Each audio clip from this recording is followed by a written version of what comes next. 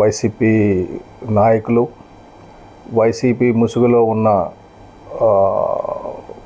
అనలిస్టులు, అలాగే కొంతమంది పెయిడ్ ఆర్టిస్టులు, వాళ్ళందరూ కూడా ఏమంటే వాళ్ళు చిరంజీవి గారు జనసేనకి మద్దతు ఇవ్వడం, జనసేన ప్రజారాజ్యం ఎక్స్టెన్షన్ అని చెప్పేసి పవన్ కళ్యాణ్ చిరంజీవి గారు చెప్పడం, వాటి మీద రకరకాల కథలు. ఇన్నాళ్ళు చిరంజీవి గారికి పవన్ కళ్యాణ్ గారికి మధ్యన గ్యాప్ ఉంది. అది చివరి పవన్ కళ్యాణ్ గారు ఆఫ్టర్ ఆల్ చిరంజీవి గారు మాతో ఉన్నారు, ఆయనే మూలం అని చెప్పిన వైసీపీ నాయకులు ఒకసారి చిరంజీవి గారు తన మనసులో ఉన్న మాట చెప్పేసరికి వాళ్ళు జీర్ణించుకోలేకపోతున్నారు. ఇన్నాళ్ళు చాలా కష్టపడి ఫ్యాన్ అంటే ఇసినిగారు, ఫ్యాన్ని పట్టుకొని ఇద్దరి మధ్యనే, అన్నదమ్ముల మధ్యనే, కుటుంబం మధ్యనే అగ్గిరాజేద్దాం అనుకొని వాళ్ళు చతికిలు పడ్డారు. ఇప్పుడు నెక్స్ట్ దొరికింది ఏంటంటే పవన్ కళ్యాణ్ గారు చంద్రబాబు నాయుడు గారు ఫోన్ చేసినప్పుడు ఎత్తలేదు. ఆయనకి మంత్రివర్గంలోకి రావడానికి నడువు నొప్పి అన్నారు, తీర్థయాత్రలు చేయడానికి నడువు నొప్పి లేదా, ఏదో గ్యాప్ వచ్చేసింది అని మళ్ళీ ఇసునగర్లు పట్టుకొని బయలుదేరారు. ఫ్యాన్లు పట్టుకొని వైసీపీ వాళ్ళు, అలాగే చాలామంది అనలిస్టులు కూడా. పవన్ కళ్యాణ్ గారు ఏదైనా దీర్ఘంగా ఆలోచించి నిర్ణయించుకుంటారు, కానీ ఇలాగ తాత్కాలికమైన నిర్ణయాలు ఉండవు ఆయనకి. ఆయన యాత్ర ఎన్నాళ్ళ క్రితం చేద్దాం అనుకున్నది వాయిదాలు పడుతూ వచ్చింది. ఈ మధ్యన ఆయన ఆరోగ్యం బాగలేక 4 రోజులు ఇంట్లో కూర్చున్న మాట వాస్తవం. ఇప్పటికీ కూడా తీర్థయాత్రలో కూడా ఆయన నడుము నొప్పితో బాధపడుతున్నారు అన్నది పూర్తిగా నాకు తెలిసిన సమాచారం. అయితే ఆయన ఏంటంటే ఆ నడుము నొప్పి అనేది ఇంకా పెరినీళ్ళగా ఉంటుంది ఆయనకి, అది ఎంత ఈ బేరం పోయేది కాదు. కాబట్టి ఆ బాధ ఉన్నా సరే కొన్ని పనులు చేయాలనే ఉద్దేశంతో ముందుకెళ్తున్నారు. ముఖ్యంగా ఆయన వారాహి డిక్లరేషన్ ఇచ్చిన తర్వాత, వారాహి డిక్లరేషన్లో 7వ డిక్లరేషన్ మళ్ళీ ఇంకొకసారి మీ గురించి చదువుతాను. Temple should evolve not only as spiritual centers but also art and culture, education, economy, environmental conservation and welfare with comprehensive planning. అంటే దేవాలయాలు కేవలం ఆధ్యాత్మిక కేంద్రాలు మాత్రమే కాకుండా సైన్స్, కల్చర్కి, ఆర్ట్స్కి సంబంధించిన కేంద్రాలుగా, అలాగే ఎడ్యుకేషన్కి సంబంధించి, అలాగే కంప్లీట్ సైన్స్, ఆర్కిటెక్చరల్ సైన్స్ కానీ మిగతా సైన్స్లు అన్నీ కూడా అన్నిట్లో ఉన్నాయి, అన్నీ ఎతకాలని ఆయన స్వయంగా వాటిని అన్వేషిస్తున్నారు. అందులో ఆయన మొట్టమొదట వెళ్ళింది మహర్షి దగ్గరికి వెళ్ళి ఆశ్రమానికి వెళ్ళింది. ముఖ్యంగా ఆయన చూస్తున్నది ఏంటంటే అది వెన్నెముకల సమస్యలు తీర్చే కేంద్రం ఆయన మొట్టమొదటిగా విజిట్ చేసింది. అంటే హాస్పిటల్కి వెళ్ళడం మానేసి వ్యాస మహర్షి తాలూకా ఆశ్రమానికి వెళ్ళి అక్కడ అందులో ఉన్న వాళ్ళు రోజుకు ఒక 200 మంది పేషెంట్లను ట్రీట్ చేస్తుంటారు. అక్కడ ఉన్న వాళ్ళ సాంప్రదాయం, ఆయుర్వేద ఔషధం గురించి వాటి గురించి కనుక్కొని చేయడం జరిగింది. అలాగే ఆయనకు ఉన్న మొక్కులు తీర్చుకోవడం జరుగుతుంది. ఒక సనాతన ధర్మాన్ని పరిరక్షించాలంటే ముందు మన ఆలయాలన్నీ దర్శించుకోవాలి, వాటి గురించి కొంత అవగాహన పెంచుకోవాలనే ఉద్దేశంతో చేస్తున్న యాత్ర.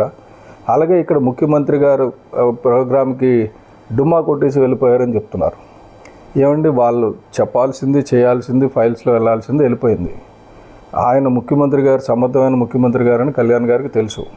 కాబట్టి ఈయన ఆప్షన్స్ వల్ల అక్కడ పోయే నష్టమేం లేదు. అందు గురించి అట్ ద సేమ్ టైము ఆయన ప్రతిదీ అందరికీ చెప్పి చేయాల్సిన పని కూడా లేదు. ఏమంటే ఆయన డెఫినెట్గా ముఖ్యమంత్రి గారు అన్నీ చూసుకోగలరనే నమ్మకం ఆయనకు ఉంది. అయితే ఈ యాత్ర ముందుగా తెలిస్తే విపరీతమైన రష్ వచ్చి అక్కడ చాలా ఇబ్బందులు పడాల్సి వస్తుంది.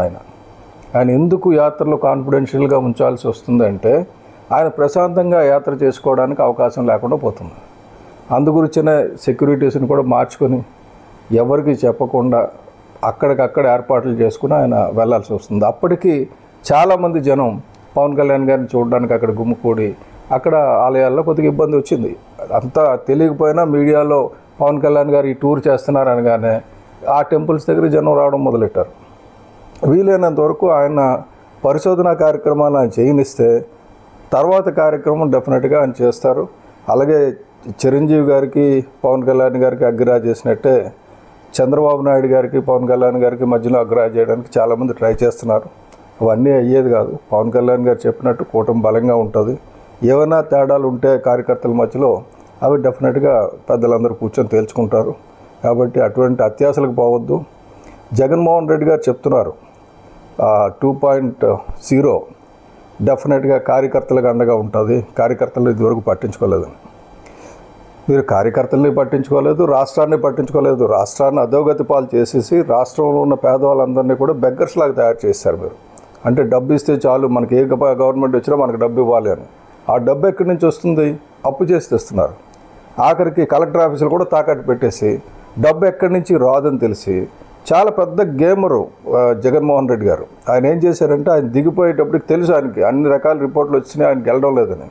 కానీ పైకి ఒక నటిస్తూ మేము గెలుస్తున్నామని చెప్పి మొత్తం రాష్ట్రాన్ని అధ్వానంగా తయారు చేసేసి ఇప్పుడు ఎవరు వచ్చినా సరే రన్ చేయలేరు. కాబట్టి మనం వాళ్ళ మీద నెపం నెట్టుదాం. ఆ తర్వాత మళ్ళీ మనం వచ్చినప్పుడు ఈ 5 ఏళ్ళు వాళ్ళు పాడు చేశారని చెప్దామని. అందుగురించనే వీళ్ళు చేసిన దాని మీద వైట్ పేపర్స్ రిలీజ్ చేయడం జరిగింది. అందుగురించనే ఇచ్చిన సూపర్ 6 కూడా అమలు చేయడానికి కొద్దిగా టైం తీసుకున్నా అన్ని సూపర్ 6 అమలు అవుతుంది. ఆ సూపర్ 6 కాకుండా 7, 8, 9 కూడా అమలు అవుతాయి. ఎందుకంటే ఒకసారి పోలవరం పూర్తయితే రాష్ట్రానికి వచ్చే సంపద అమోఘం. అది చేయకుండా ఆపేసింది జగన్మోహన్ రెడ్డి. అలాగే మన ఉత్తరాంధ్రలో ఉన్న నీటిపారుదల ప్రాజెక్టులు కూడా, ఉత్తరాంధ్ర సృజల స్రవంతి ఇటువంటివన్నీ కూడా ఆపేశారు. వాటన్నిటి మీద దృష్టి పెట్టారు. అమరావతి మీద అసలు పూర్తిగా నాశనం అయ్యేటట్టు చేశారు. దాని మీద కూడా ఇప్పుడు దృష్టి పెట్టి ఎక్కడెక్కడైతే మనకి అభివృద్ధి చేయాలి, డబ్బులు వస్తాయి, రాష్ట్రానికి సంపద పెరుగుతుంది అన్న దాని మీద దృష్టి పెట్టారు. అలాగే పెన్షన్ల విషయం మీలాగా 5 ఏళ్ళు టైం తీసుకోకుండా మొదటి సంవత్సరం నుంచే పూర్తి పెన్షన్ ఇవ్వడం మొదలెట్టారు. మిగతా కార్యక్రమాలన్నీ కూడా జరుగుతాయి. మీరు చేసిన విధ్వంసంలో ఈ ఆలస్యానికి కారణం కూడా మీరు చేసిన విధ్వంసమే జగన్మోహన్ రెడ్డి గారు. కాబట్టి ప్రజలు తెలుసుకుంటారు. ఈ 5 ఏళ్ళు కాదు, ఒక 2-3 సంవత్సరాల కల్లా మొత్తం రాష్ట్రానికి ఆదాయం పెరుగుతుంది. ప్రతి పంచాయతీ కూడా ఆర్థికంగా పరిపుష్టిగా తయారవుతుంది. కాబట్టి అప్పుడు ఒక 2-3 ఏళ్ళ తర్వాత ఇంకా మీరు మాట్లాడే పని ఉండదు. కాబట్టి ఈలోగా కాస్త ఓపికగా ఉండండి. మీరేదో అర్జెంటుగా ఎన్నికలు వచ్చేస్తున్నాయనో రాకపోతే మనం తిరగబడదామని, ఇప్పుడు తిరగబడదామని ప్రజల దగ్గరికి వెళ్తే మిమ్మల్ని తిరగేస్తూ అంటారు. అది గుర్తుపెట్టుకోండి. ఏమనుకుంటున్నారంటే ప్రజలు రెచ్చగొడదాం అనుకుంటున్నారు. ప్రజలు కూడా చూస్తున్నారు, గ్రామాల నిధులు గ్రామాలకు వస్తున్నాయి, మా నిధులు ఎవరు పట్టుకుపోవడం లేదు. ఇవన్నీ ఎక్కడైనా తప్పులు జరిగితే బాధ్యతతో ఉన్న ప్రతిపక్షంగా మీరు ముందుకు వచ్చి చెప్పండి. అంతేగాని ఎత్తి చూపుదామనే కార్యక్రమం కాకుండా. అలాగే ఈ మధ్యన అరెస్టుల మీద కూడా మీరు మాట్లాడుతున్నారు. కోర్టు 95 మందిని అరెస్ట్ చేసి అప్పచెప్పమంటే మీరు చేయలేదు. వాళ్ళందరూ రోడ్డు ముందునే తిరిగారు. ఇప్పుడు అందరూ లోపలికి వెళ్తున్నారు. వాళ్ళేమి దేశోద్ధారకులు కాదు, రాష్ట్రానికి పనికొచ్చే వ్యక్తులు కాదు. కేవలం బూతులు తిట్టేవాళ్ళు, సోషల్ మీడియాలో బూత్ పోస్టులు పెట్టిన వాళ్ళు మాత్రమే ప్రస్తుతానికి అరెస్టులు అవుతున్నాయి. వాళ్ళందరూ లోపల పోతారు. మీరు ఏం కంగారు పడాల్సిన పని లేదు. మీ వాళ్ళు కొద్దిగా వాక్శుద్ధి నేర్పించండి. మొన్న ఉండవల్లి అరుణ్ కుమార్ గారు చెప్పారు, కొద్దిగా మంచి స్పోక్స్ పర్సన్ పెట్టండి. స్పోక్స్ పర్సన్ అంటే బూతులు తిట్టే వాళ్ళు పెట్టుకోకండి అని చెప్పేసి. ఇప్పటికైనా బుద్ధి తెచ్చుకుంటారు జగన్మోహన్ రెడ్డి గారు అని ఆశిస్తున్నాను.